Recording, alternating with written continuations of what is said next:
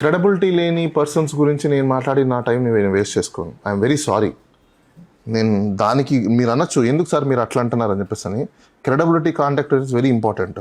I don't think so he's right person. ఇప్పుడు CM sir ఆయన నటుడు, సో వాట్, జనసేన అధినేత, సో వాట్ అయితే ఏంటి తొక్క నాకు చిరంజీవి తమ్ముడు. అరే అయితే ఏంటి, నీ దగ్గర క్రెడిబిలిటీ లేదు.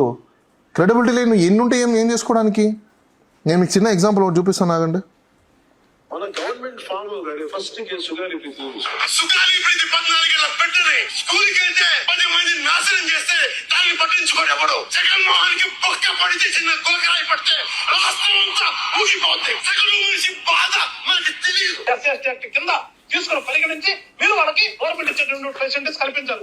సంతోషం మాకు కూడా. ఫలితాలన్నీ కూడా తీసుకున్నటువంటి ఈ మహాతల్లి ఇవాళ వచ్చి మళ్ళా పవన్ కళ్యాణ్ గారి గురించి మాట్లాడుతుంది.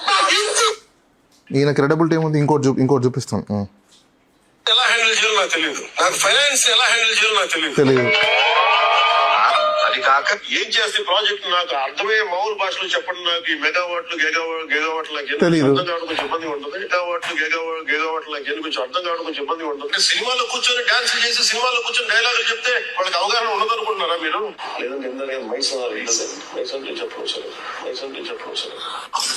ఇప్పుడు అవగాహన లేదు అని అన్నాడు, అంత అవగాహన ఉందన్నాడు, మరి నాకు తెలియదు అంటావేంటి?